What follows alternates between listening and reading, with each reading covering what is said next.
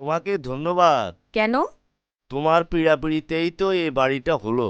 সুন্দর পরিবেশে খোকা আমাদের এই বাড়িটা করেছে।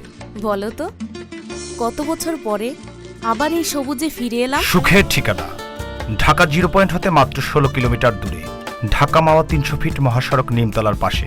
এখানেই হবে এশিয়ার বৃহত্তম international airport, railway junction, Olympic city সহ আরো অনেক কিছুই। আর পদ্মা সেতু তো হচ্ছেই।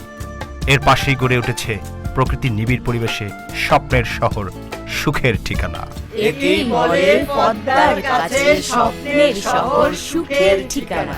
সুখের ঠিকানা, আগামী প্রজন্মের পূর্ণাঙ্গ আধুনিক শহর।